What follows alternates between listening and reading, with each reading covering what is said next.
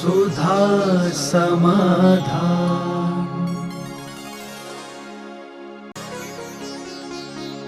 नमोस्तु गुरुदेव। भगवान नेमिनाथ की बारात में लाखों पशुओं की हिंसा क्यों होने जा रही थी?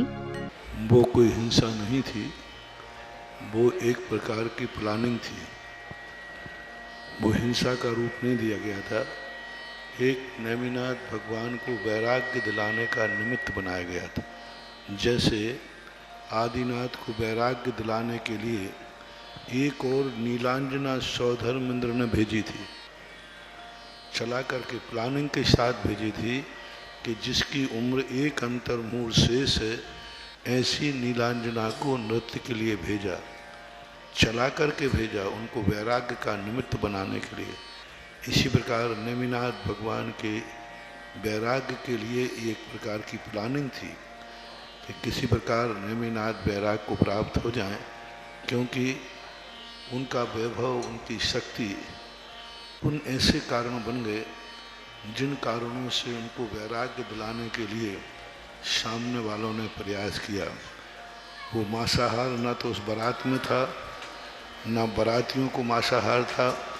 वो मात्र एक प्लानिंग थी वैराग्य का निमित्त बनाने के लिए, क्योंकि नेमिनाथ दयालु हैं। ऐसा दृश्य देख करके वो वैराग्य को प्राप्त हो जाएंगे। वो सब बुद्धिपूर्वक किया हुआ षड्यंत्र था। नमोस्तु गुरुदेव। जो गाय दुर्घटना में मर जाती हैं, उसका दोष किसको लगेगा? क्योंकि गायें हमेशा पालतू होती हैं। जिन गायों के एक्सीडेंट होता है वो गायें कोई जंगली गायें नहीं हैं, जो नील गाय रोजा नहीं है, ये पालतू गायें हैं। जिस व्यक्ति ने उस गाय को पाला है, दूध पिया है और जो उसका संरक्षक है, ये सारा एक्सीडेंट का दोष उसे आएगा। क्योंकि कोई भी ट्रक वाला गाय का एक्सीडेंट द्वेषपूर्वक नहीं करता, बुद्धिपूर्वक नहीं करता, क्योंकि वो जानता है गाय से टकराने पर उसकी गाड़ी भी डैमेज हो जाएगी, उसका भी एक्सीडेंट होता है। इसलिए जिसकी गाय है, सारा दोष उसी के खाते जाएगा जिसने गाय को छोड़ दिया, दूध लेने के बाद छोड़ दिया बूढ़ी हो जाने पर, अथवा दूध के बाद छोड़ दिया। क्योंकि कोई गाय किसी न किसी के यहाँ जन्मी है, किसी न किसी के घर में जन्मी है, तो वह उसका दोषी वही है मूल हत्यारा, ये मानना चाहिए। नमोस्तु गुरुदेव। वर्तमान में जैनेतर समाज में विवाह हो रहे हैं, क्या ये उचित है? लड़कियों की कमी क्यों आई? बाहर से लड़कियां क्यों लाई जाने लगे? सबसे ज़्यादा जैनियों के माँ बाप अपनी कन्याओं की भ्रूण हत्या करने वाले हत्यारे हैं। सबसे ज़्यादा पूरे भारत की हर जाति में सबसे ज़्यादा जैनियों में कन्याओं की हत्या होती है, क्योंकि जैनी के पास पैसा है। वो डॉक्टर को 2 नंबर में पैसा देता है और कन्या की हत्या करा देता है। पूरे भारत में सबसे ज़्यादा जैन जातियों का डिफरेंस है। 1000 पर 800 कन्याएँ, 1000 बालक हैं। कन्या कहाँ की कन्या है? क्या जन्म लेना बंद थोड़ी कर दिया? सबसे ज़्यादा भ्रूण हत्या भारत में होती है तो जैनियों के यहाँ। तो जब तक माता पिता कन्या को नहीं चाहेंगे, तब तक कन्याओं की कमी होती जाएगी। इसलिए बाहर से लाने वाली कन्याओं का दोष नहीं है, उन माँ बाप का दोष है जिन्होंने कन्याओं की भ्रूण हत्या कराई है। वो हैं इस समाज के जिम्मेवार व्यक्ति। नमोस्तु गुरुदेव। पंच परमेष्ठी की आरती में छठी 11 प्रतिमाधारी भी आते हैं, वे हमारे लिए किस प्रकार वंदनीय हैं? यह जो आरती है, ये मूल रूप से मात्र 5 ही आरती। यह विधि मंगल आरती की रे पंच परम पद, ये पंच परमेष्ठी की आरती है। इसमें ये जो श्रावक आदि की ये सब पंक्तियाँ जोड़ते जा रहे हैं, हेडिंग से ही या उनकी अक्षरी से 5 परमेष्ठी की आरती की गई है।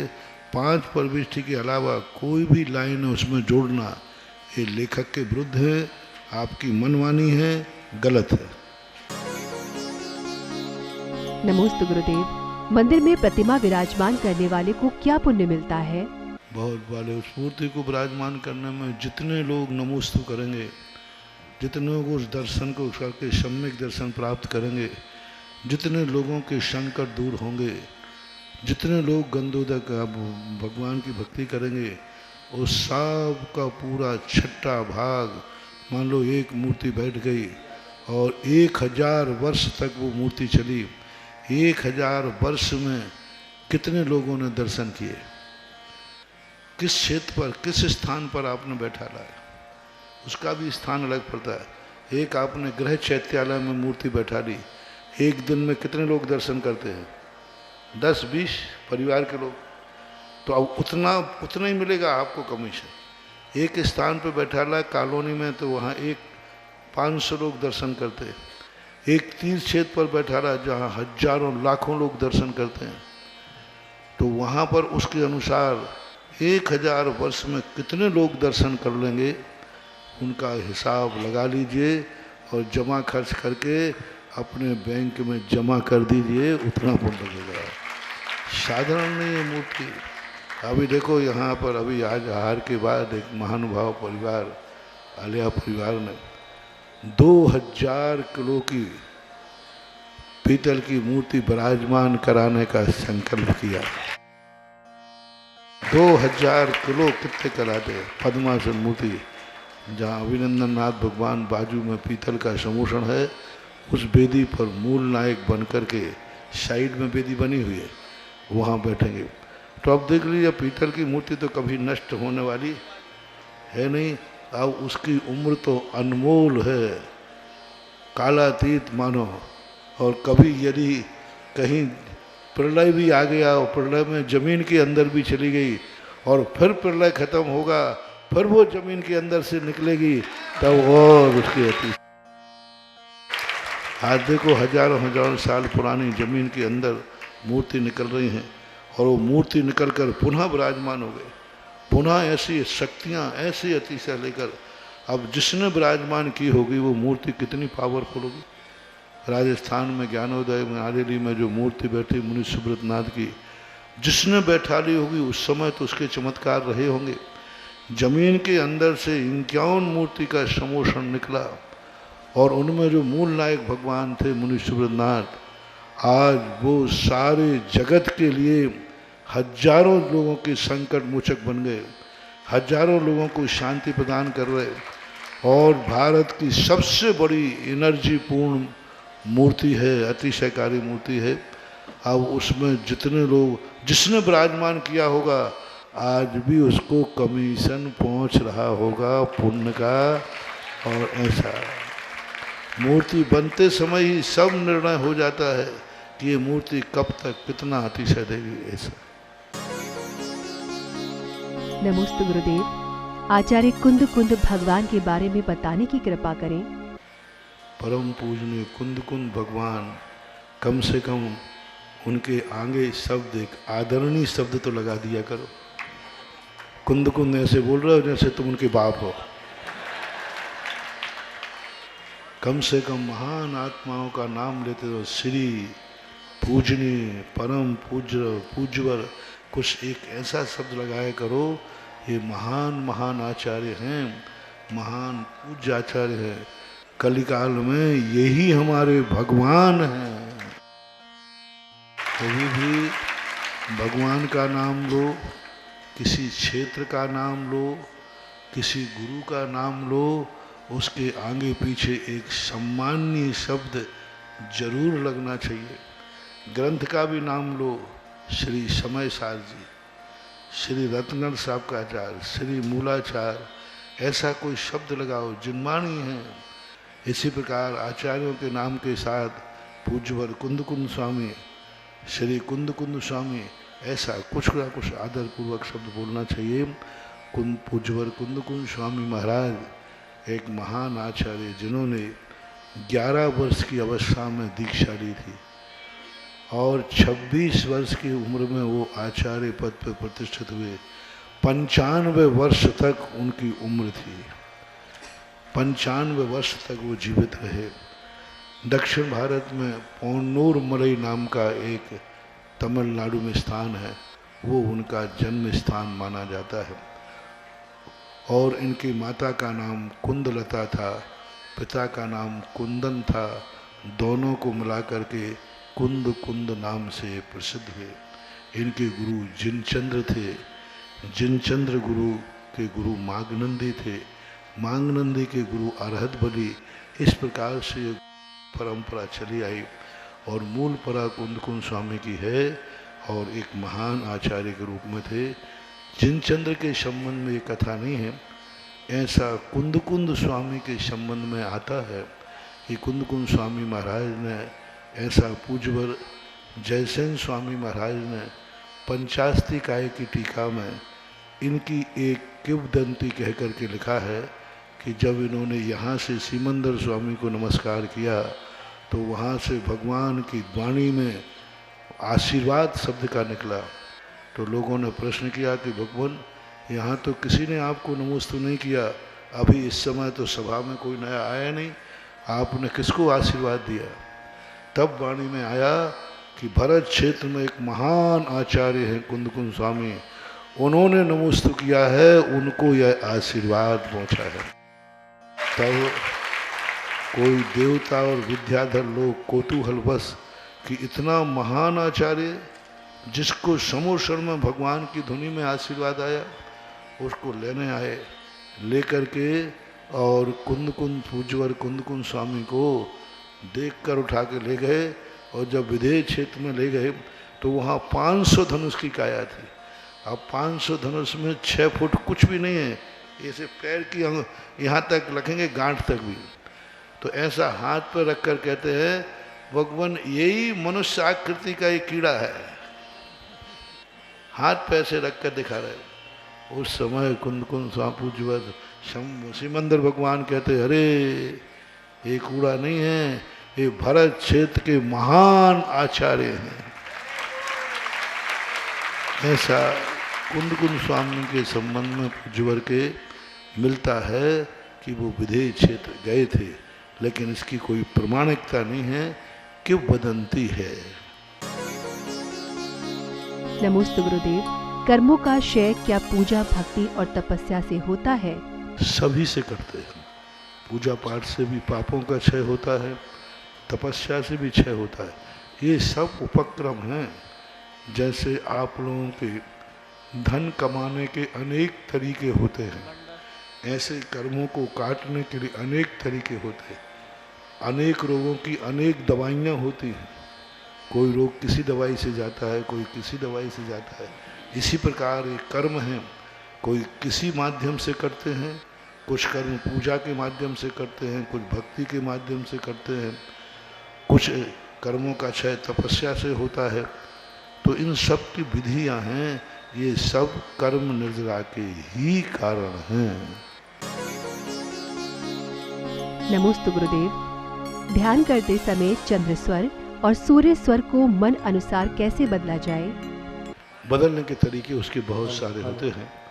अपने जो हमने प्राणायाम तुम्हें बताया उसके माध्यम से बदला जा रहा है। जैसे मान लीजिए अभी चंद्र स्वर चल रहा है और हमारे लिए सूर्य स्वर चलाना है, तो हम बहुत देर तक इसको मध्यमा उंगली से दबा करके इसी माध्यम से स्वर को हम बार बार लेंगे तो बदल जाता है।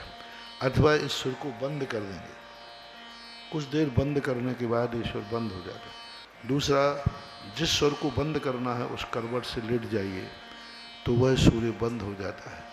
तो कई तरीके इसके होते हैं। और जो नेचुरल सूर्य चलता है, एक महाराज ने ऐसे सूर्य को साधने के लिए 72 घंटे तक एक ही स्वर चलाया था। 72 घंटे तक सूर्य स्वर चलाया, लेकिन वे गुरु की आज्ञा में न चल के उनका जो सूर्य स्वर है मन को विक्षिप्त कर दिया। क्योंकि सूर्य और चंद्र दोनों थोड़ी थोड़ी देर के बाद बदलते। आप लोग देखना, दिन भर में एक दिन चेक करना, देखना कौन सा स्वर चल रहा है, ए, फिर थोड़ी देर घंटे आध घंटे बाद ए, फिर कभी कभी दोनों चलते हैं। तो ये प्रकृति बैलेंस मिलाती रहती है। ये अपने अंदर की जो हवाएं हैं, ये अपने शरीर का बैलेंस मिला। यदि दिन भर एक ही चंद्र स्वर चल जाए तो शाम तक उसको जुकाम हो जाएगा, डबल निमोनिया हो जाएगा, ब्लड प्रेशर लो हो जाएगा। और यदि दिन भर दायां ही दायां चल गया तो सिर दर्द हो जाएगा, पसीना आएगा, ब्लड प्रेशर हाई हो जाएगा। और ज़्यादा चल गया तो ब्रेन हेमरेज भी हो सकता। अक्सर कर ब्रेन हेमरेज सूर्य सूर्य चलते समय होता है। अक्सर कर सिर दर्द जिस समय हो रहा हो बहुत तेजी से, ब्लड प्रेशर का सिर, तो आपका सूर्य स्वर देखना उस समय चल रहा है।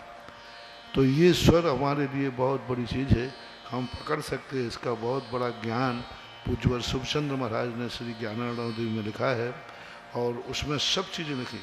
और ये वायु कभी पानी की वायु निकलती है, आप दर्पण में अपनी श्वास दे दीजिए, वहाँ बूंदे बूंदे आ जाएंगे। आप दर्पण लेकर के श्वास देखिए, वहाँ त्रिभुज बन जाएगा आकार का, तो समझ लेना इस समय हमारा अग्नि स्वर चल रहा है।